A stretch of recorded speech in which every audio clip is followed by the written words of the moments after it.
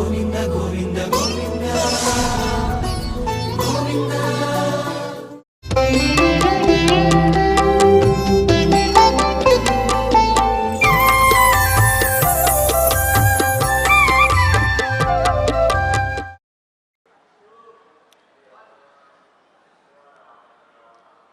భారద్వాజకులోద్భూతం వేదాంతాచార్యపౌత్రకం సత్యనారాయణసుతం నృసింహగురుమాశ్రయే. శ్రీరంగమంగళమణిం కరుణానివాసం శ్రీవేంకటాద్రిశిఖరాలయకాలమేఘం శ్రీహస్తిశైలశిఖరోజ్వలపారిజాతం శ్రీశం నమామి శిరసా యదుశైలదీపం. జ్ఞానానందమయం దేవం నిర్మలస్ఫటికాకృతిం ఆధారం సర్వవిద్యానాం హయగ్రీవముపాస్మహే. పుణ్యాంభోజవికాసాయ పాపధ్వాంతక్షయాయ చ శ్రీమానావిరభూద్భూమౌ రామానుజదివాకరః. శ్రీమత్యై విష్ణుచిత్తార్యై మనోనందనహేతవే నందనందన సుందర్యై గోదాయై నిత్యమంగళం. ఆండాల్ దివ్య తిరువడిగళే శరణం. ఓం నమో వెంకటేశాయ. ధనుర్మాస వ్రతంలో తిరుప్పావై దివ్య వైభవం 23వ రోజులోకి ప్రవేశించాం. నిన్నటి పాసురంలో గోదా తల్లి శ్రీకృష్ణ పరమాత్మతో చెప్తోంది, అయ్యా మనుషులందరికీ కూడా ఎవరికి వాళ్ళకి వాళ్ళ వాళ్ళ అభిమానం అని ఒకటి ఉంటుంది, స్వాభిమానం, సెల్ఫ్ రెస్పెక్ట్ అంటాం దాన్ని. ఎవరికి వాళ్ళకి వాళ్ళ స్వాభిమానం ఉంటుంది. చీమకి చీమంత ఉంటుంది, బ్రహ్మకి బ్రహ్మంత ఉంటుంది. కాబట్టి ఈ స్వాభిమానం అనేటటువంటిది చాలా దురవగాహమైనటువంటిది, అంటే దాటలేనటువంటిది ఎవరికి కూడా. అట్లాంటిది మేము ఆడవాళ్ళకి ఆ స్త్రీత్వాభిమానం మగవాళ్ళ కన్నా కొంత శాతం ఎక్కువ ఉంటుంది.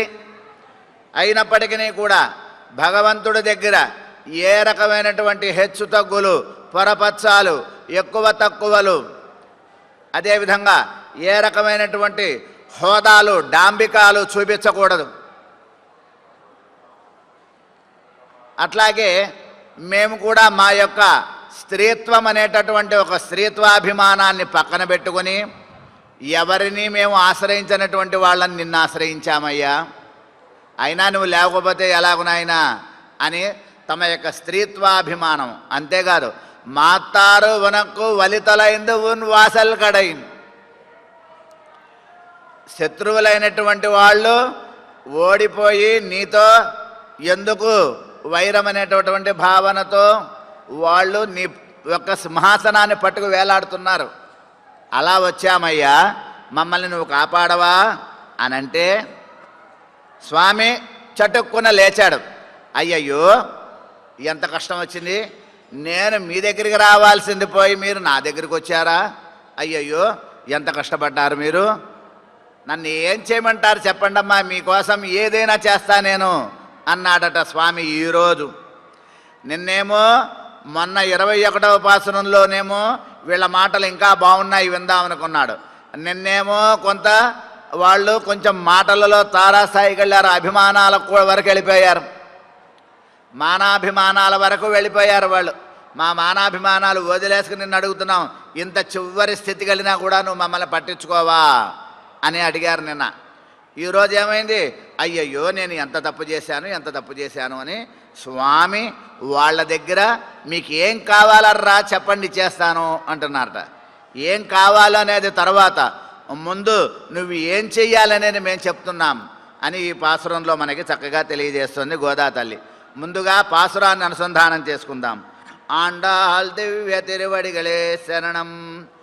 మారి మలై ముజంజిల్ మన్నిక్కిడందురంగుం సీరియ సింగం అరివిత్తెత్తే విజిత్తు వేరి మయంగి వెప్పాడు పేరుందుదరి ಮೂರಿ ನಿಮಿರಿಂದು ಮುழங்கி புறப்பட்டு போதருமா போலே நீ பூவை பூவண்ணா உன் கோயில் நின்று இங்கனே போந்தருளி கோப்புடைய சீரிய சிங்காசனத்திருந்து யாம் வந்த காரியம் ஆராயந்து அருள் ஏலோரம்பாவாய் ஆண்டாள் திவ்ய திருவடிகளே சரணம்.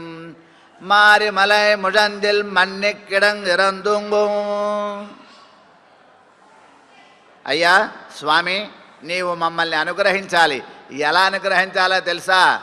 నీవు పడుకున్నటువంటి ఆ స్థితి నుంచి నీ యొక్క పడక సౌందర్యం, నువ్వు లేచే సౌందర్యం, నువ్వు కూర్చున్న సౌందర్యం, నువ్వు నడుస్తున్న సౌందర్యం, నీ నడకలలో సౌందర్యం, నీ చూపులో సౌందర్యం, నీ యొక్క మాటలలో సౌందర్యం, నీ యొక్క హావభావాలలో సౌందర్యం, ఎన్ని రకాలైనటువంటి సౌందర్యాలు ఉన్నాయి నీ దగ్గర.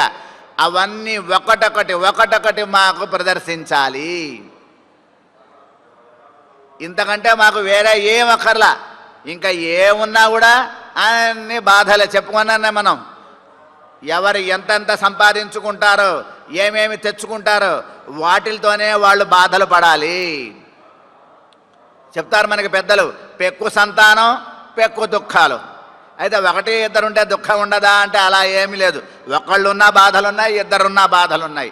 బాధలు అనేటటువంటివి మనం వాళ్ళని పెంచటంలో ఉంటుంది ఆనందము, బాధలు. మనం వాళ్ళని ఒక సక్రమమైన రీతిలో పెంచుకుంటే పిల్లలలో మనకి ఏ బాధలు ఉండవు, ఆనందం ఉంటుంది.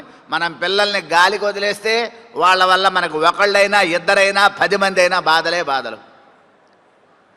అట్లా ఎంత పెంచుకుంటే అన్ని బాధలు మనకి. చిన్న ఇల్లుంటే 2 గదులు హాయిగా ఉంటుంది. 5-6 గదుల ఇల్లు అయితే ఊడ్చుకోవాలి, తుడుచుకోవాలి, నానా బాధలు, పని వాళ్ళని పెట్టాలి, వాళ్ళకి పోషణ చేయాలి. ఒక వస్తువు ఉంటే బాధ లేదు. 4-5 వస్తువులు తెచ్చుకుంటే 4-5 బాధలు. ఆ వస్తువు ఎక్కడ పోతుందో అనే బాధ, ఆ వస్తువుని ఎలా కాపాడుకోవాలో తెలియని బాధ. కాబట్టి కృష్ణయ్య, మాకు ఏమి వద్దు. ఏం కావాలి? ఇదిగో నీ యొక్క సౌందర్యం. ఏమి సౌందర్యం కావాలి అని చెప్తున్నారు. ఎలా సౌందర్యం కావాలో తెలుసా? నీ యొక్క చూపులు, నీ యొక్క దృష్టిలో ఉండే అందం. నువ్వు ఎలాంటి వాడివో తెలుసా? మొదటి పాసురంలోనే చెప్పాము. ఏం చెప్పాం?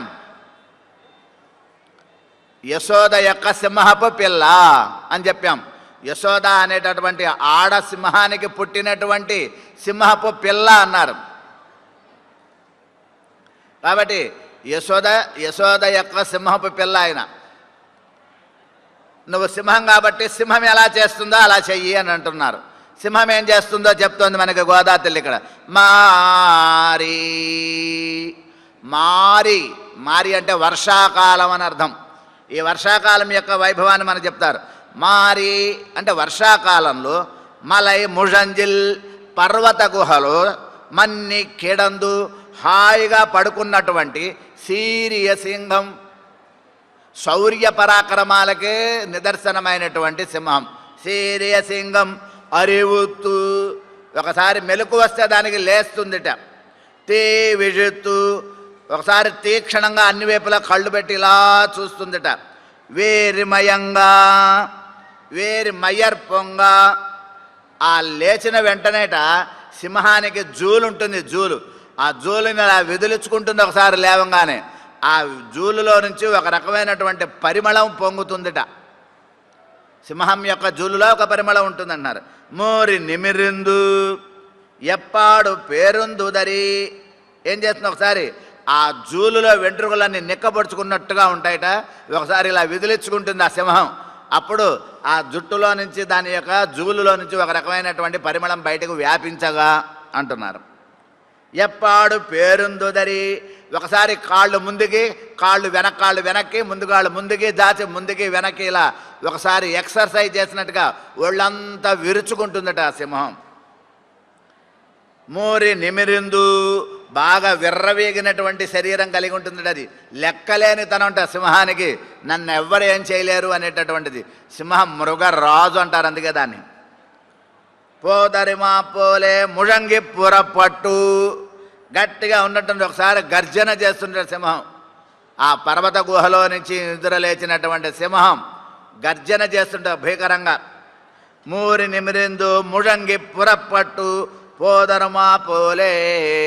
ఆ సింహం వస్తున్నట్లుగా అంటుంది గోదా తల్లి. నీ పూవై పూవన్నా మనకి చెప్తారు. వసుదేవసుతం దేవం కంసచాణూరమర్దనం దేవకీ పరమానందం కృష్ణం వందే జగద్గురం. ఆ శ్రీకృష్ణ పరమాత్మ అట్లాంటి మాట. అతసి పుష్ప సంకాసం హారనోపురశోభితం రత్నకంకణకేయూరం కృష్ణం వందే జగద్గురు. అతసీ పుష్పం, అతసీ పుష్పం అనేటటువంటి ఒక రకమైనటువంటి పుష్పం. ఆ అతసీ పుష్పం ఎంత మెత్తగా ఉంటుందో అంతటి మెత్తదనం కలిగిన వాట. కాబట్టి అతసీ పుష్పం యొక్క వర్ణము కలిగిన వాట ఆయన, ఛాయ కలిగినటువంటి వాట. ఉన్ కోయిల్ నిండ్రు నీ ఇంటి నుంచి ఇంగనే పొందరలి. ఇలా బయటకు రావాలయ్యా. ఎలా రావాలి? సింహంలాగా రావాలి అన్నారు.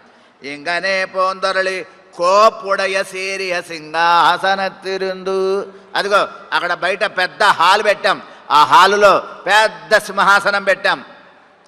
ఒక చాలా పెద్దదైనటువంటి సింహాసనం ఉంది. మేమందరం వచ్చి అక్కడ కూర్చుంటాం. నువ్వు ఆ పడక గదిలో నుంచి బయటికి రావాలి, వచ్చి నడవాలి సింహంలాగా, అటు ఇటు చూడాలి. ఒక్కసారి నీ యొక్క ఇలా విదిలించుకోవాలి, నీ శరీర సౌందర్యం చూడాలి, బాగా కళ్ళు పెద్దవి చేసి చూడాలి. అదేవిధంగా నువ్వు నడుచుకుంటూ రావాలి అక్కడి నుంచి ఇక్కడికి. అలా వచ్చి ఏం చేయాలి? సీరియ సింహాసనత్తు కోప్పుడయ్య. జయశీల సూచకంట, ఆధిరాజ్య సూచకమైనటువంటిది, అనంతకోటి బ్రహ్మాండ నాయకత్వ నిరూపకమైనటువంటి సింహాసనం అంటది. ఆ భగవానుడి యొక్క సింహాసనం ఎలా ఉంటుందో తెలుసా? ఆయనంతక సింహాసనం అంట. రాజుగారి సింహాసనం ఎలా ఉంటుందండి? ఆ పక్కన కూర్చునేటటువంటి సేవకుల సింహాసనం ఎలా ఉంటుంది? రాజుగారి సింహాసనం అది, ఆయన టీవీ అది, ఆ దర్జా అది ఆయనకి. అట్లా నీవు కూడా కోప్పుడయ సీరియ సింహాసనత్తు, అనంతకోటి బ్రహ్మాండ నాయకుడివి నీవే అనే నిదర్శనానికి సూచకంగా ఉండేటట్లుగా ఉన్న ఒక సింహాసనం ఏర్పాటు చేశాం మేము. సింహాసన తిరుందు యాం వంద కార్యం. మేము వచ్చిన పనేమిటో ఆ యాం వంద కార్యం ఆరాయందు అరుల్. మేము ఎందుకు వచ్చామో చక్కగా విచారించి అనుగ్రహించవయ్యా అని అడుగుతున్నారు గోదాదేవి ఈ పాసురంలో. ఏం చెప్తున్నారు మనకి అంటే, నువ్వు లేవాలి అని చెప్పారు. ఏం కావాలర్రా మీకు, నన్ను ఏం చేయమంటారు అంటే, ఏం చేయమంటావా, చెప్పింది విను. ఈరోజు నాకు ఒక వెరైటీ వండి పెట్టమ్మా అంటుంది పిల్ల. ఏం వండి పెట్టమంటావు చెప్పమ్మా, అందులో ఎలా ఎలా వండి పెట్టాలో చెప్పు అని అడుగుతుందట. ఇగో ఇలా చెయ్యి, ఇలా చెయ్యి, ఇలా చెయ్యి అని అమ్మ చెప్తే, పిల్ల చెప్తే అమ్మ అలాగే చేసి ఆ పిల్ల ఆనందానికి హేతు అవుతుందట. అట్లాగే భగవానుడు కూడా మన కోసం ఏం చెయ్యాలో అడుగుతోంది ఆమె. ఏం చేస్తే మనం ఆయనకి ఆనందం కలుగుతుంది అని చెప్తోంది. ఏమయ్యా కృష్ణయ్య, మేము ఎవరనుకుంటున్నాము? మమ్మల్ని ఎవరనుకుంటున్నావు నువ్వు? మేము అనన్యారహ శేషత్వం కలిగిన వాళ్ళం, అనన్య గతికత్వం కలిగినటువంటి వాళ్ళు, అనన్య భోగ్యత్వం కలిగినటువంటి వాళ్ళు. అనన్య అంటే ఇతరులకు ఎవరికి కాదు, నీకే దాసులం, మేము నీకే వినియోగపడేవాళ్ళం, నీకు మాత్రమే మేము సేవ చేసేటువంటి వాళ్ళం. ఇతరుల వంక మేము చూడం, మాకు అవసరం లేదు. వారానికి ఒకళ్ళు ఉన్నారు, ఉంటే ఉన్నారు, మాకు ఎప్పుడు అన్ని రోజులు నువ్వే మాకు. కాబట్టి అనన్యారహ శేషత్వం కలిగినటువంటి మేము నీవు తప్ప ఇంకొకళ్ళ విషయాన్ని ఆ మనసులోకి రానీయం.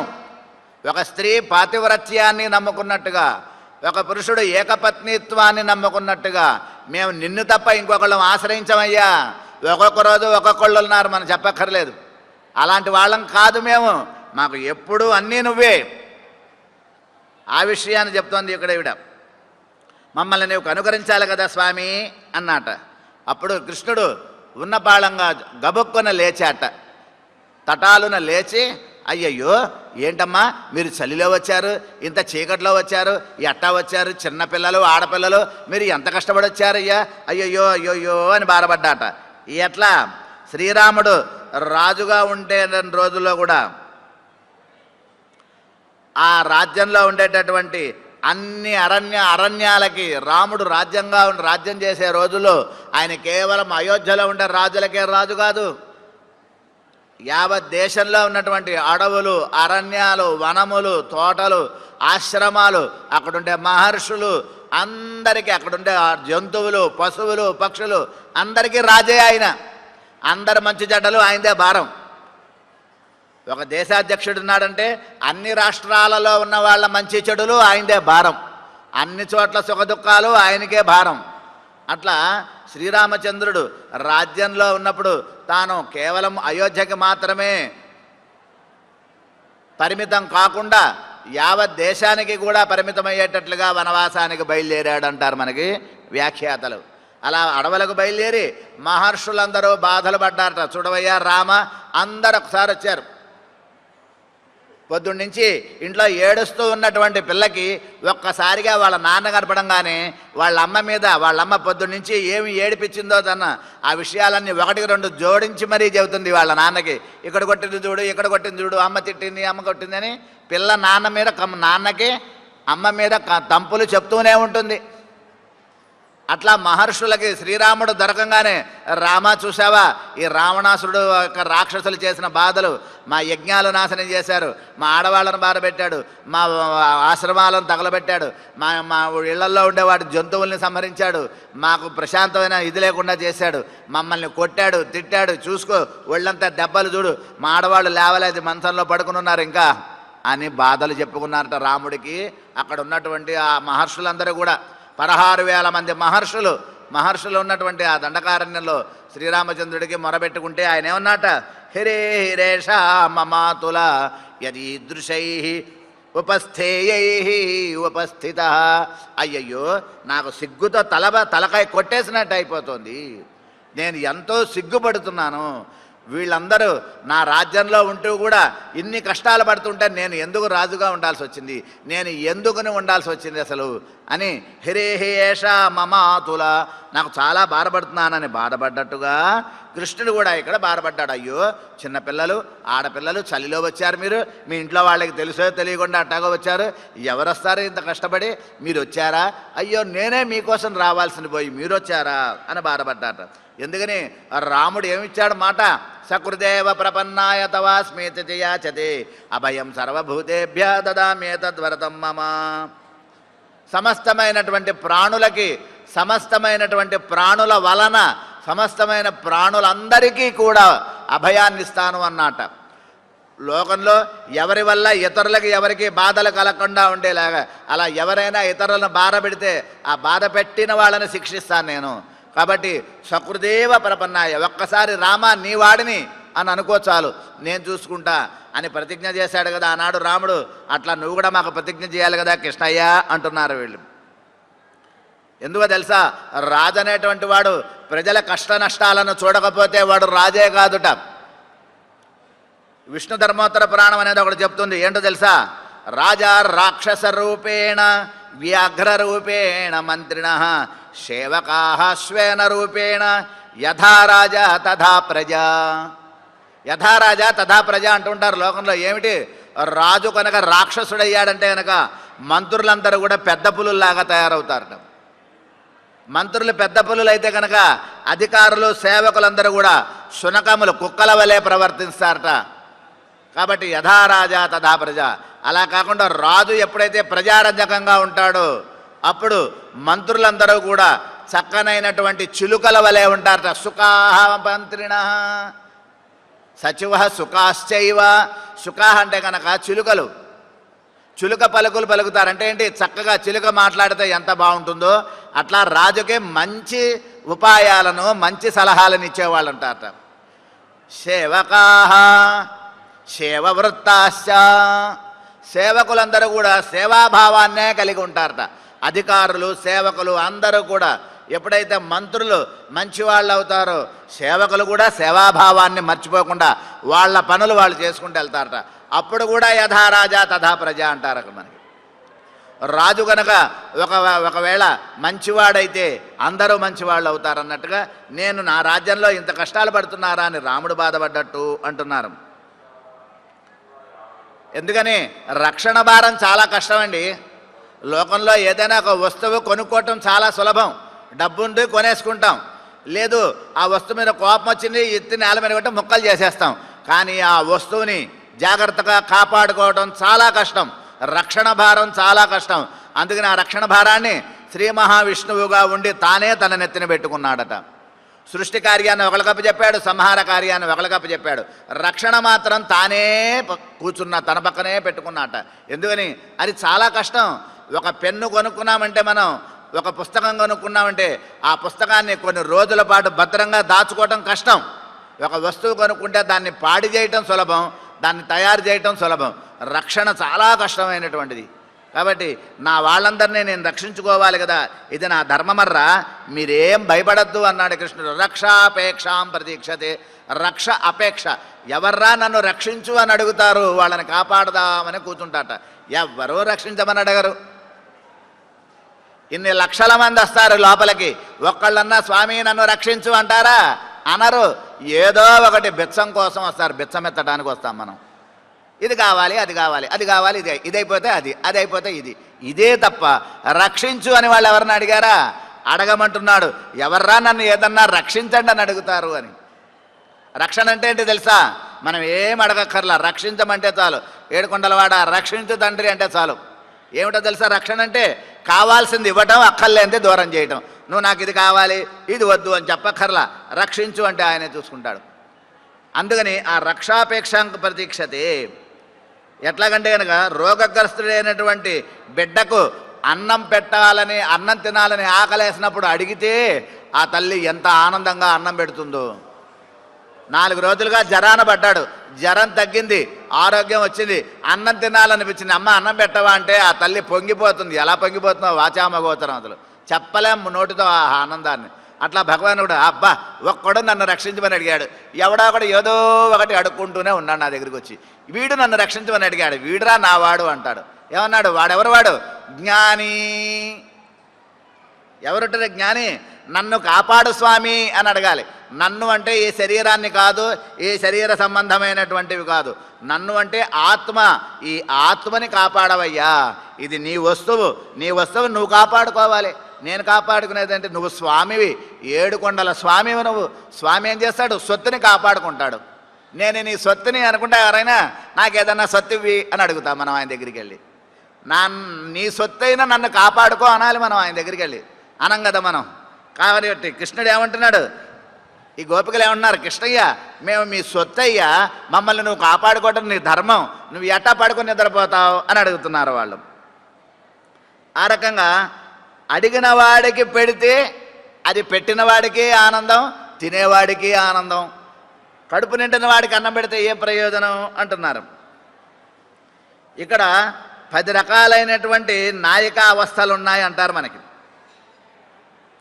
నాయికావస్థ ఏం చేస్తుందో తెలుసా? నాయిక అంటే కనుక ఈ స్థితి అనేటువంటిది నాయికావస్థ అంటారు.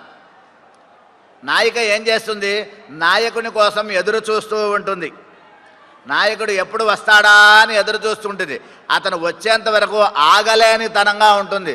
దాన్ని ప్రాప్య త్వర దశ అంటారు. పొందాలి అనే తొందర, నాయకునితో కలవాలి అనేటటువంటి ఆ ఆనందం ఏదైతే ఉందో, ఇదే ఆనందం, ఇదే వైభవాన్ని మనకి ఆళ్వార్లు ప్రదర్శించారు. ఆళ్వార్లు దివ్య ప్రబంధాలలో తెలియజేశారు. శ్రీమన్ నమ్మాళ్వార్లు ఆళ్వార్ నాయికగా ఉండి కొన్ని రకాలైనటువంటి పక్షులతో దూత ప్రేషణ చేశారు. తిరుమంగయాళ్వార్ అనేటువంటి పరాంకుశ నాయిక, ఆమె కూడా అలాగే స్వామి కోసం ఎదురు చూసి స్వామి కోసం సందేశాలు పంపింది అంటారు. ఆనాడుట వాళ్ళిద్దరి మధ్యలో ఉండేటటువంటి అన్యోన్యత ఎంత గొప్పదో అంటున్నారు. ఏమిటా అన్యోన్యత అంటున్నారు? శ్రీరామచంద్రుడు సీతమ్మ ఆ చిత్రకూట పర్వతంలో తిరుగుతుంటే ఏకాంతంలో ఒక్కొక్కసారి సీతమ్మ ఒడిలో శ్రీరాముడు పడుకుని సేద తీరేవాట, శ్రీరాముడి ఒడిలో సీతమ్మ పడుకుని సేద తీరేదిట.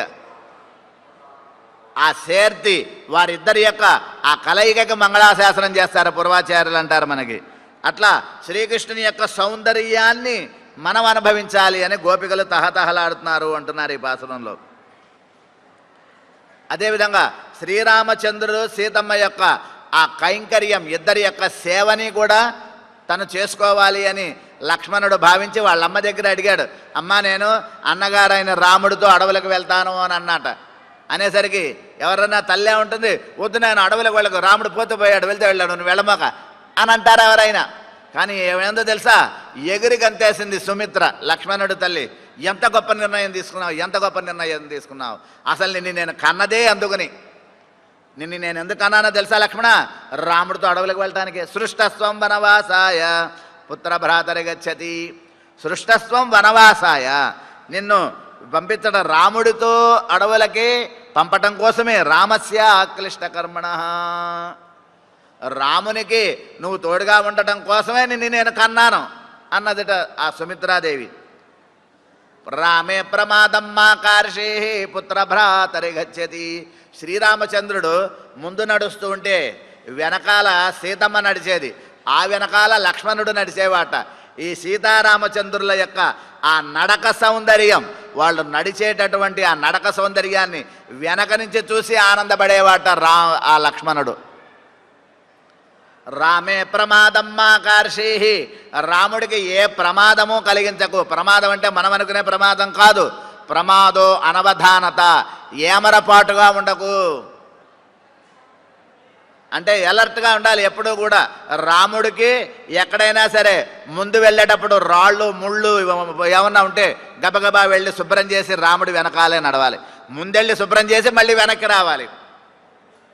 అట్లా రామే ప్రమాదో మాకార్షీ, రాముడి విషయంలో ఎప్పుడూ కూడా ప్రమాదం, ప్రమాదం అంటే అనవధానత, ఏమరపాటుగా ఉండటం, వెనకాల ఉండటం, ఆలస్యం చేయటం, అలా ఉండకు నాయనా అని సుమిత్ర లక్ష్మణుడికి చెప్పింది అంటారు. అట్లా శ్రీరామచంద్రుడి యొక్క నడక చక్రవర్తి అని పేరుట రాముడికి. రాముడికి నడక చక్రవర్తి అని పేరు. నడవటంలో ఉన్న సౌందర్యం అంట. ఎట్లా నడుస్తాట రాముడు, ఒక సింహం నడిచినట్టు నడుస్తాట, ఒక ఏనుగు నడిచినట్టు నడుస్తాట. ఏనుగు అంటే మదపుటి ఏనుగు. ఒక పెద్ద పులి నడిచినట్టు నడుస్తాట, ఒక ఆంబోతు ఎద్దు నడిచినట్టుగా నడుస్తాట ఆయన. అవి ఎట్టా నడుస్తాయి, నాకు ప్రపంచంలో దేంతో సంబంధమే లేదు నాన్న, ఎవ్వరు ఏం చేయలేరు అనేటటువంటి ఆ టీవీతో నడుస్తాట అవి. ఆ దర్జా, ఆ నడకలో ఉండే గొప్పతనం. పురుషుల నడకకి స్త్రీల నడకకి చాలా తేడా ఉంటుంది. పురుషుల నడకలో దర్జా ఉంటుంది, టీవీ ఉంటుంది, ఆ నడుస్తుంటే అబ్బాయి ఎంత గొప్పవాడరా అని ఉంటుంది. స్త్రీ నడకలో వినయం ఉండాలి, పురుషుని నడకలో పౌరుషంగా ఉండాలట. అట్లా శ్రీరామచంద్రుడి యొక్క నడకలో ఉండేటటువంటి పౌరుషం, ఆ వైభవాన్ని నువ్వు చక్కగా సేవించుకో లక్ష్మణ అంటోంది సీతమ్మ. అదుగో అట్లా నువ్వు నడిచి రావాలి మాతో పాటు అంటోంది గోదా తల్లి. నువ్వు ఎలా పడితే అలా రాకూడదు, మాకు కావాల్సినట్టు. ఎట్లా అంటే మారి అంటే వర్షాకాలంట. వర్షాకాలం అంటే ఏమిటి, వర్షాకాలానికి ఏమిటి సూచకం, వర్షాకాలం అంటే ఏమిటి అంటే మనకి పూర్వాచార్యులు అనేక విశేషాలు చెప్తున్నారు. వర్షాకాలం అంటే ఏంటో తెలుసా, వర్షాకాలం అంటే వర్షాకాలం అది కూడా తెలియదా అని మనం అనుకుంటాం. కాదు, వర్షాకాలానికి కొన్ని రకాలైనటువంటి విశేష సూచనలు ఉన్నాయి అంటున్నారు. ఏమిటిట వర్షాకాలం అంటే, ఒక ఊరిలో ఉండి అందరూ ఒక చోట కూర్చుని హాయిగా భగవన్నామ స్మరణ చేసుకోవడానికి యోగ్యమైనటువంటి సమయం వర్షాకాలంట. పెద్ద వాన పడుతుంది అనుకోండి, గుళ్ళోంచి బయటికి వెళ్ళిపోకుండా ఇంటికి వెళ్ళటానికి లేదే అనుకోకూడదు.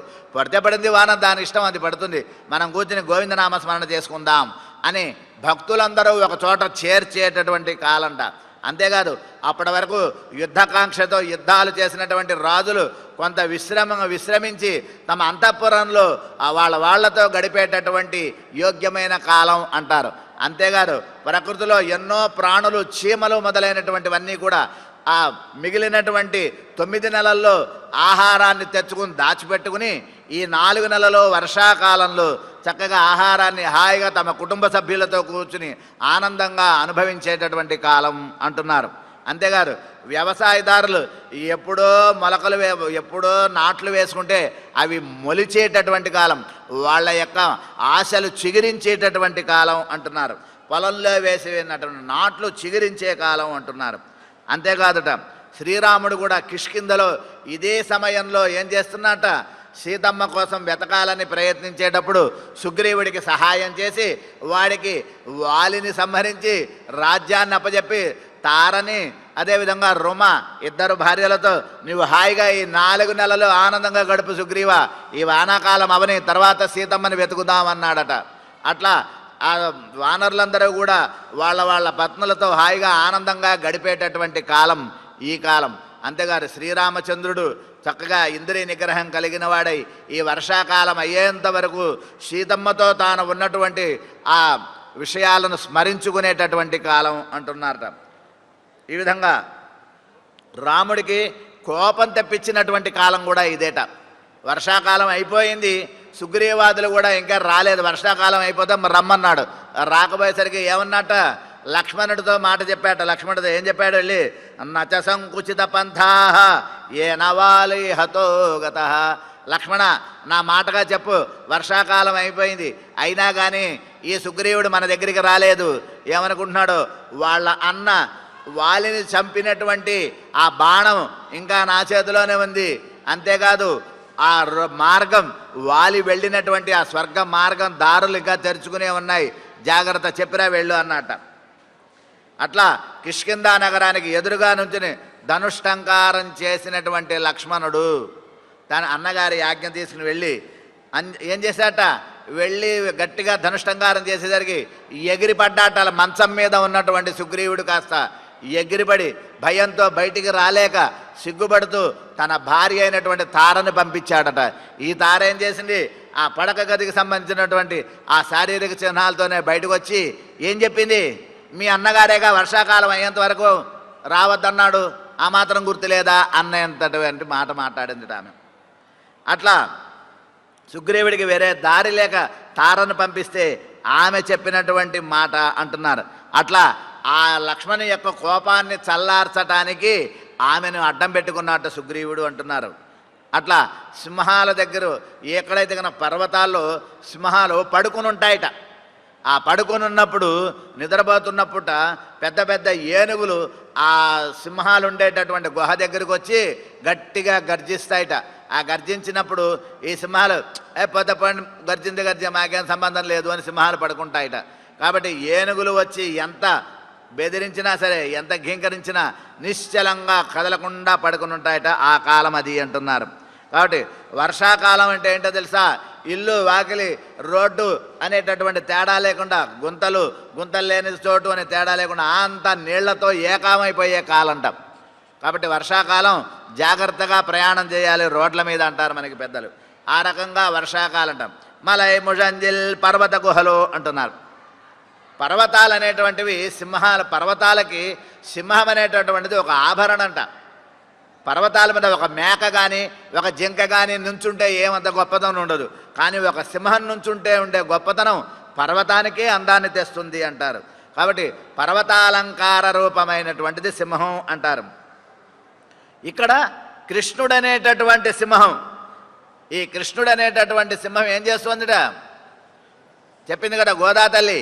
నీళాతుంగస్తనగిరి తటే సుప్తముద్బోధ్య. నీలాదేవి యొక్క స్తనములు అనేటటువంటి పర్వత గుహలలో పడుకున్నటువంటి సింహంట స్వామి. చెప్పుకున్నాం మనం ఇంతకుముందు. మనకి ఈ ఉత్తర దేశంలో ఉన్నటువంటి ఆంధ్రదేశంలో ఉత్తర దిక్కున్నటువంటి ఈ తిరుమల ఒక పర్వతం. అదేవిధంగా తమిళనాడులో దక్షిణ దిక్కులో ఉన్నటువంటి తిరుమాలిరింజోలై అనేటటువంటి మరొక పర్వతం. ఈ రెండు పర్వతాల మీద వెంకటేశ్వర స్వామిగా ఉన్నట, ఇక్కడ శ్రీనివాసుడుగా ఉన్నట, అక్కడ సుందరబాహు పెరుమాళుగా ఉన్నట. ఈ రెండు పర్వతములు కూడా రెండు స్థనములు అనుకున్నట్లయితే అమ్మవారి యొక్క ఆ పర్వతముల యందు నిద్రించినటువంటి స్వామి అని పూర్వాచార్యులు వర్ణిస్తారు మనకి. అటువంటి వైభవం అంటారు.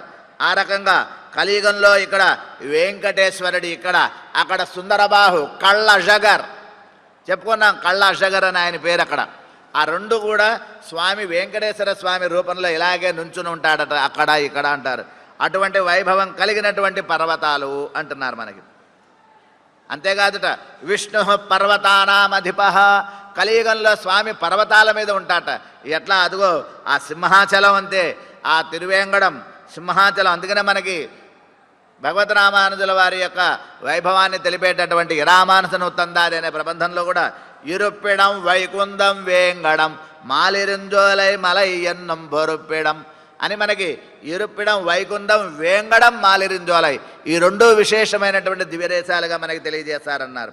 సింహాచలం, అలాగే యదుగిరి అంటారు, మేలుకోట యాదగిరి నరసింహస్వామి, కోరుకొండ లక్ష్మీ నరసింహస్వామి, భద్రాచలం శ్రీరామచంద్రుడు, రత్నగిరి అన్నవరం స్వామి, ద్వారకా తిరుమల ఇలా చెప్పుకుంటూ ఉంటే పర్వతాల మీదే శ్రీమన్నారాయణుడు నిత్య నివాసం చేస్తున్నాడు. మనకి ఇంకా ఎన్నో చోట్ల పర్వతాల మీద పర్వత గుహలలో స్వామి వేంచేసి ఉంటాట ఈ కలియుగంలో. అట్లా నప్పిన్నై కొంగై మేల్ వైత్తు కిడందమలర్ మార్భా అని కూడా గోదా తల్లి చెప్తుందట. నప్పిన్నై కొంగై మేల్, నప్పిన్న పిరాట యొక్క వక్షస్థలంలో నిద్రించేటటువంటి సింహం అని కీర్తిస్తారు. మన్ని కిడందు కదలకుండా పడుకుంటుందట. ఈ వర్షాకాలంలో సింహం ఏం చేస్తుందట, ఈ మగ సింహం ఆడసింహంతో కలిసి పడుకుంటుందట. ఇది వైభవం ఇక్కడ మనం తెలుసుకోవాల్సింది. అక్కడ 2 సింహాలు ఉన్నవి, కానీ 2 సింహాలు ఉన్నాయా ఒకే సింహం ఉందా అన్నట్టుగా ఉంటాయిట. ఇది సంప్రదాయంలో ఉండే మూల సిద్ధాంతం అంటారట. భగవానుడు 2 రకాలుగా ఉంటాడు. శ్రీమన్నారాయణుడు ప్రళయకాలంలో ఒక రకంగా ఉంటాడు, సృష్టి కాలంలో ఒక రకంగా ఉంటాడు. ఒకడే 2 రకాలుగా ఉంటాడు.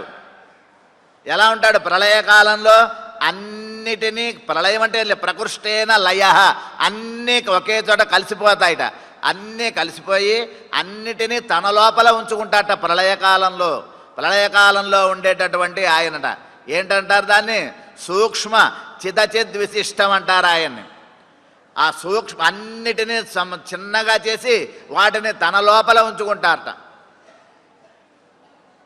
అన్నిటినీ కూడా లయం చేసి, అన్నిటినీ లయం చేసేటటువంటి మృత్యువుని కూడా తాను చివరిలేసాం. మృత్యుర్యస్యోపసేచనం కయిత్థా వేదయత్ర సహా అని మనకి ఉపనిషత్తు చెప్తుంది. చిట్ట చివరిలో సమస్తమైనటువంటి భూతాలను, అనంతకోటి బ్రహ్మాండాలను అన్నిటినీ కూడా శుభ్రంగా సర్వనాశనం చేసి అన్నిటినీ సర్వనాశనం చేస్తున్నట్టు ఎవరు? మృత్యువు అనేటటువంటి. ఆ మృత్యు అనేటువంటి దాన్ని కూడా ఉపసేచనం, పరమాత్మ ఒక నంచుకుంటా అంట. మనం అన్నం తింటూ మధ్య మధ్యలో కొద్దిగా ఇలా నాలుగు ఇట్లా రాసుకుంటూ ఉంటాం, రకరకాలైనటువంటి వాటిని, చట్నీలు లాంటివి ఇలా పెట్టుకుని ఇలా ఒకసారి అనుకుంటూ ఉంటాం. అట్లా మృత్యువుని కూడా భగవంతుడు నాలికి రాసుకున్నట్టుగా రాసుకుంటాట ఆయన. మృత్యుర్యస్యోపసేచనం అంటాను. అట్లా పరమాత్మ సూక్ష్మ స్థితిలో సమస్తమైనటువంటి ప్రాణులను తనలో ఉంచుకుని తాను ఒకటిగా ఉంటాడట. ప్రళయం అయిపోయిన తర్వాత అన్నిటినీ బయటికి తీస్తాట మళ్ళీ. తత్సృష్ట్వా తదేవానుప్రావిశదు తదైక్షత తదనుప్రవిశ్య సత్యత్యత్య అభవత్. ఆయన అనుకుంటాట, ఒకసారి నేను అన్ని రూపములుగా మారగలను. బహుశ్యాం ప్రజాయేయా, నేను అనేక రూపములుగా మారాలి. సృష్టిలో పేరు రూపము కలిగినటువంటి అన్ని ప్రాణమున్న ప్రాణం లేని రూపములుగా మారాలి అనుకుంటాట ఆయన. అలా చేస్తాట. అది సృష్టి దశ. సృష్టి దశలోనూ ఆయనే, ప్రళయ దశలోనూ ఆయనే. సృష్టి దశలో అన్నిటినీ బయటికి తీసి వాటి లోపల తను అనుప్రవేశం చేస్తుంటాడు. ప్రళయ దశలో అన్నిటినీ ఒకటిగా చేసి తనలో ఉంచుకుని తను ఒకటిగా ఉంటాడు. అదేవిధంగా సింహం, ఆడసింహం మగసింహం రెండూ కలిసి ఉన్నాయి ఇక్కడ. ఎక్కడ మగసింహం ఉందో ఎక్కడ ఆడసింహం ఉందో కూడా తెలియని స్థితిలో ఉంది అక్కడ. అట్లా సింహం పడుకున్నటువంటి స్థితి అంటారు. కాబట్టి భగవానుడు అనేటువంటి వాడు ఎలా ఉంటాట? 2 రూపాలని చెప్పుకుంటున్నాం. ఆ రెండిటి భావం ద్వయోహ భావ ద్విత, 2 రకములు అని. ఏ విధంగా ఒక గర్భిణీ స్త్రీ ఎలా ఉంటుందో అలా అంటున్నారు. గర్భిణీ స్త్రీ ఏం చేస్తుంటుంది? తాను గర్భం ధరించినటువంటి సమయంలో లోపల బిడ్డని, బయట నుంచి లోపల బిడ్డని రక్షించుకుంటూ ఉంటుంది పథ్యం చేస్తూ. ప్రసవం తర్వాత బిడ్డని బయటికి తీసి అప్పుడు ఎలా ఉంది? లోపల ఉన్నప్పుడు 2గా ఉన్న 1, లోపల ఉన్నప్పుడు 1గా ఉన్న 2 ఉన్నాయి. లోపల బిడ్డ తల్లి 2 ఉన్నారు. అప్పుడు ఎలా ఉంది? 2 1గా ఉన్న 2, బయటకు ప్రసవమైన తర్వాత 1గా ఉన్నటువంటి 2. అంటే బయటకు ఉన్నప్పుడు 2 రూపములు కనబడుతున్నాయి. అప్పుడు తల్లే ఆధారం, లోపల ఉన్నప్పుడు బిడ్డకి తల్లే ఆధారం. బయటకు వచ్చిన తర్వాత బిడ్డ కోసం తానే పథ్యం చేస్తుంది, బిడ్డ లోపల ఉన్నప్పుడు తానే పథ్యం చేస్తుందట తల్లి. అట్లా భగవానుడు కూడా అనంతకోటి బ్రహ్మాండాలతో కూడిన ఈ సృష్టిని ఒకసారి ప్రళయ రూపంలో తను లోపల ఉంచుకొని సృష్టికాలంలో మళ్ళీ బయటికి తీస్తూ ఉంటాడట. ఇట్లా సృష్టికాలంలో ఉన్నటువంటి బ్రహ్మ, ప్రళయకాలంలో ఉన్నటువంటి బ్రహ్మకి అభేదమే, ఉభయలింగం బ్రహ్మ అంటారు మనకి. కాబట్టి ఆ రకంగా ద్వయోహ భావ ద్విత, 2 రకములుగా ఉన్నటువంటిది ద్వైతం. నా ద్వైతం అది 2 కాదు, ఒక్కటే అద్వైతం. ద్వైతము కరెక్టే, అద్వైతము కరెక్టే, ఒకటిగా ఉన్నటువంటిది కరెక్టే ఒక సమయం, రెండుగా ఉన్నటువంటిది ఒకటి రెండుగా ఉన్నటువంటిది కరెక్టే. రెండు రకములు. ఆ రెండు రకములు ఎలా ఉన్నాయి? ఒక విశిష్టమైన సంబంధంతో ఉన్నాయి. ఆ సంబంధమే విశిష్ట అద్వైతం, విశిష్టాద్వైతం అంటారు భగవద్ రామానుజులు. ఈ రకంగా లోపల ఉన్నటువంటి ఆ సింహం, పర్వత గుహలో ఉన్నటువంటి సింహం రెండు, ఆడసింహం మగ సింహం. కానీ ఈ వర్షాకాలం అనేటటువంటి ఈ ప్రళయకాలంలో రెండు ఒకటిగా కలిసిపోయినటువంటి స్థితి అంటున్నారు మనకి. ఈ రకంగా ఇక్కడ ఇంతటి రహస్యాన్ని మనకి తెలియజేస్తున్నారంటున్నారు. ఆ రకంగా సింహం పడుకున్నట్లుగా కదలకుండా అంటున్నారు. ఈ రకమైనటువంటి స్థితి ఒక సమయంలో కారణంగా ఉంటాడు, అన్నిటికీ తాను కారణమై ఉంటాడు. ఒకసారి అన్నిటి యొక్క కార్యములలో తానుంటాడు.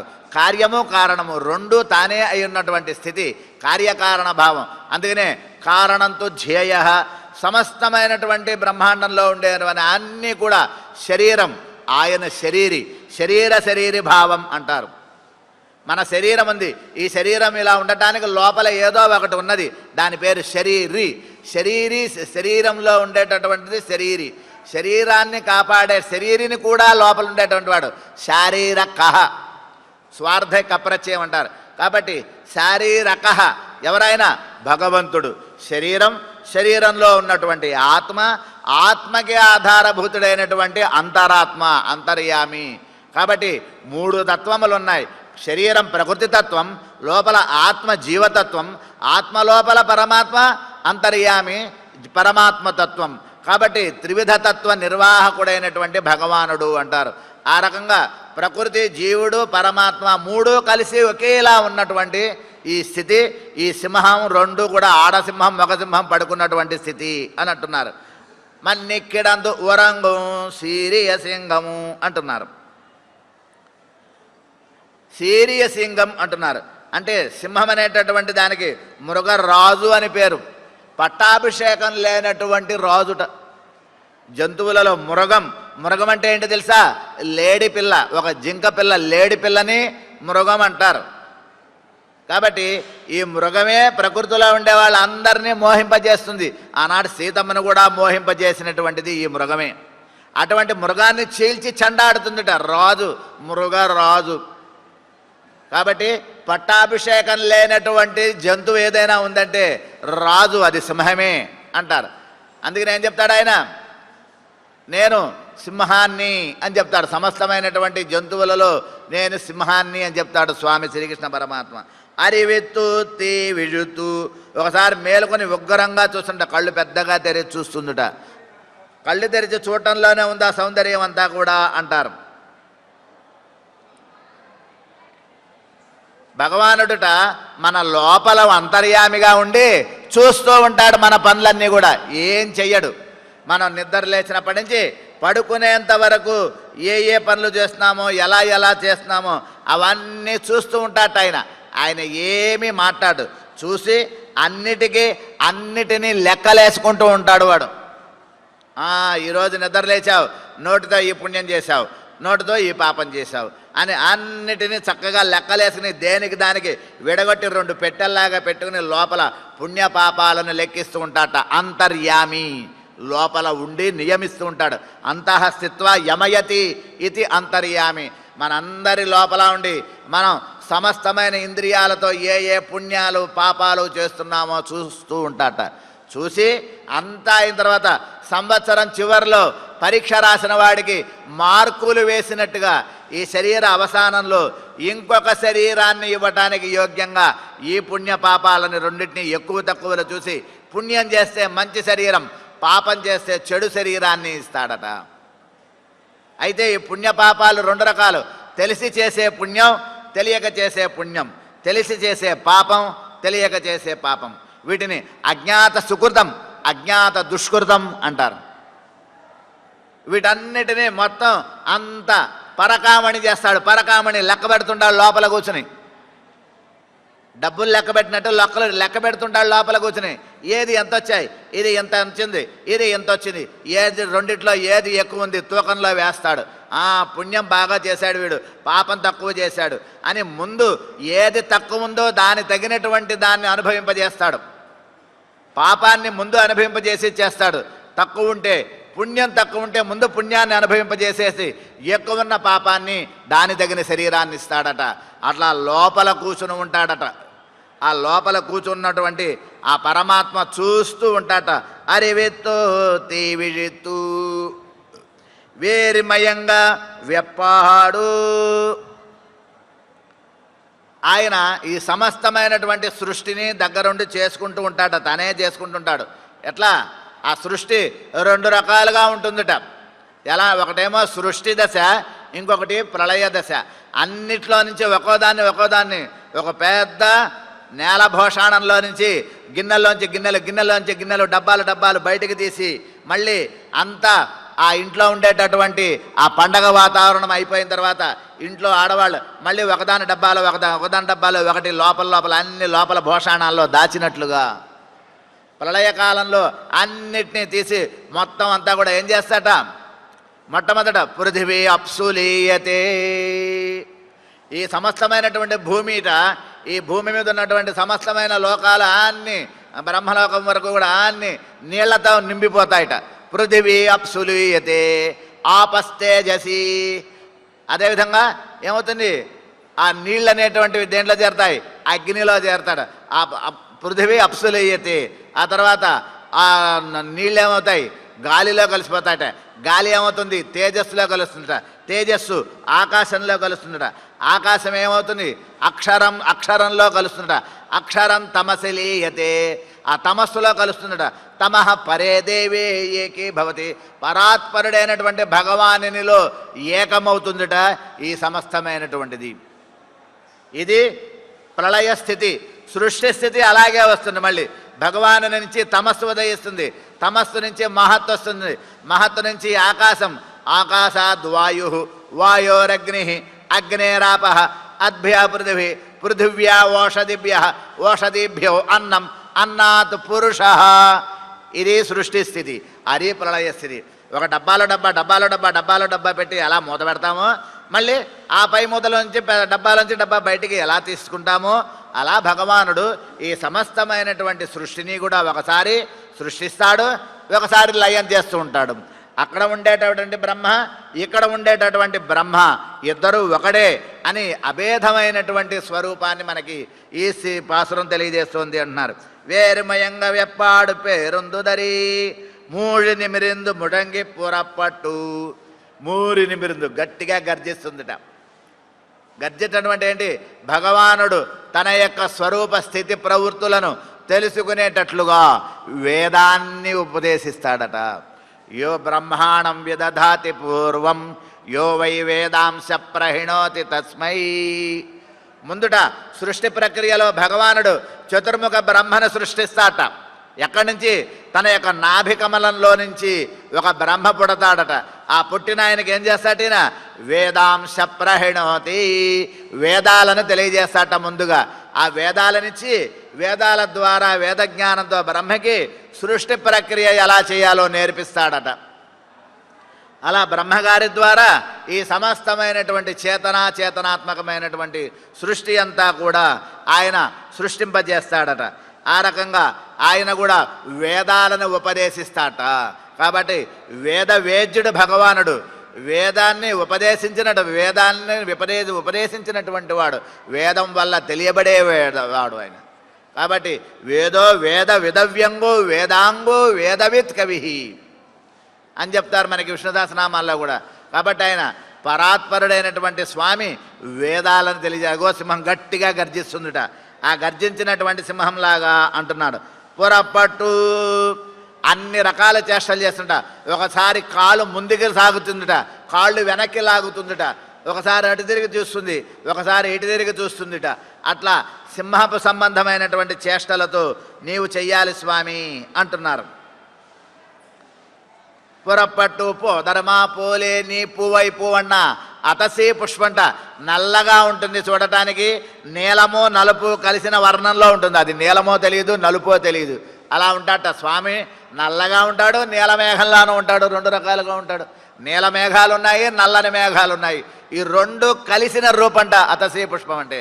అటువంటి అతసీ పుష్పం లాంటి వాట స్వామి. నీ పువ్వై పువ్వు ఉందేమో భయంకరమైన సింహంతో పోల్చారు. తర్వాత ఏమో లేతనైనటువంటి పుష్పంతో పోలుస్తున్నారు. అంటే స్వామి ఎలాంటి వాడు? సర్వజ్ఞుడు, సర్వశేషి, సర్వనియంత అనేటటువంటి లక్షణాలు సింహం ద్వారా తెలుస్తున్నాయి. కానీ స్వామి సౌజన్యం, వాత్సల్యం, సౌజన్యం, సౌలభ్యం అనేటువంటి గుణాలతో పుష్పం లాంటి వాడని తెలియజేస్తున్నాడు. అంటే ఆశ్రయణ సౌకర్యాపారక గుణాలు, ఆశ్రిత కార్యాపారక గుణాలు. అంటే ఈయన ఇలాంటి వాడు కాబట్టి ఈయన ఆశ్రయించవచ్చు అనేటటువంటి లక్షణాలు కొన్ని. ఈయన్ని ఆశ్రయించాం కాబట్టి మనకి పనులు అయ్యాయి అనేటటువంటి ఆశ్రయణ కార్యాపారక గుణములు. ఈ రెండు కలిగినటువంటి వాడు భగవానుడు. అదిగో ఆ భగవానుడు ఏం చేస్తున్నాడు? చక్కగా వచ్చి రమ్మని పిలిచారు. వచ్చి ఏం చేయాలి? సీరియ సింహాసన తిరుందు కోప్పుడయ సీరియ సింహాసనం. అనంతకోటి బ్రహ్మాండ నాయకుడు వచ్చి ఇక్కడ వచ్చి నుంచుంటే ఆయన వైభవం ఎలా ఉంటుంది? రెండు కళ్ళు చాలు. దగద్దగాయమానమైనటువంటి మనకి ఆ స్వామి దివ్యమంగళ విగ్రహం యామనాచార్యుల వారు స్తోత్రరత్నంలో మనకి తెలియజేస్తారు. ప్రబుద్ధ ముగ్ధాంబుజచారులోచనం సువిభ్రమభ్రూతనముజ్వలాధరం శుచిస్మితం కోమలగండమున్నసం లలాట పర్యంత విలంబితాలకం స్ఫురత్కిరీటాంగతహారి కంఠిక మణీంద్ర కాంచీగుణనోపరాదిభి రథాంగసంగాసి గదా ధనుర్వరై లసత్తులస్య వనమాలయోజ్వలం. ఆ ఉజ్వలమైనటువంటి కంచట, ఆ కిరీటం దగద్దగాయమానం, ఆ శంఖచక్రాలు, ఆ అధరాలు, ఆ చెవి కర్ణాలు, చెవికి పెట్టుకున్నటువంటివి, ఆ కిరీటంలో 1 2 3 4 5 6 స్టెప్పులుగా ఉంటుంది ఆ కిరీటం. ఆధిరాజ్య సూచకమైన కిరీటం. మరి ఇంకా ఆయన సింహాసనం ఎలా ఉండాలి? కోపుడియ విజయశీలత్వం. అనంతకోటి బ్రహ్మాండ నాయకుడు ఆయన. ఆ పదం అందరూ వాడుతూ ఉంటాం, దాని అర్థమే తెలుసుకోవటంలా మనం. ఎవరు పడితే వాళ్ళకు ఉన్నదా పేరు? సుబ్బయ్య అనే పేరు వేరు, సుబ్బయ్య అని ఎవరికైనా ఉంటుంది. కానీ వెంకమ్మ గారి భర్త సుబ్బయ్య అనే పేరు ఎవరికి ఉండదు. ఎందుకంటే వెంకమ్మ అనే పేరు ఒకళ్ళకే ఉంటుంది. ఉండొచ్చు కాక ఇంటి పేరుతో ఉన్న వెంకమ్మ గారి సుబ్బయ్య అనే పేరు ఎవరికీ ఉండదు. సుబ్బయ్య అనొచ్చు. ఏ సుబ్బయ్య? ఆ వెంకమ్మ గారి భర్త అంటే గుర్తుపడతాం మనం. అట్లాగే బ్రహ్మాండ నాయకుడు అంటే ఏమిటి? ఎవరు పడితే వాడికి ఉండదు. బ్రహ్మాండ నాయకత్వం ఒకడికే ఉండేది. క్లాసులో ఫస్ట్ ర్యాంకర్ ఒక్కడే ఉంటాడు, అందరూ ఫస్ట్ ర్యాంకర్లు ఉండరు. అట్లా అనంతకోటి బ్రహ్మాండ నాయక సూచకత్వమైన సింహాసనం ఒక్కడికే ఉంటుంది, అందరికీ ఉండదు. ఆ సింహాసనం మీద వచ్చి కూర్చోవాలి నువ్వు. అది నీకు తగిన సింహాసనం. నీ సింహాసనం మీద నువ్వు కూర్చోవాలి. వచ్చి కూర్చుని మా దగ్గర, అంతేగాని లోపల గదిలో కూర్చుని మాట్లాడకూడదు. నువ్వు ఆ గదిలో నప్పిన పిరాటితో ఉన్నావు, అక్కడ నప్పిన పిరాటి దగ్గర కూర్చుని ఆమె మాటలు మాట్లాడతావు. ఇక్కడికి వచ్చావంటే నీ మాటలు మాట్లాడతావు.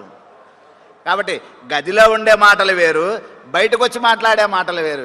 ఇక్కడికి వచ్చావంటే నువ్వు కృష్ణుడిగా మాట్లాడతావు, అక్కడ ఉంటే నప్పిన పిరాట మాటలు మాట్లాడతావు. కాబట్టి కోపుడయ సీరియ సింహాసన తిరుందు యాం వంద కార్యం ఆరాయందు అరుళ్.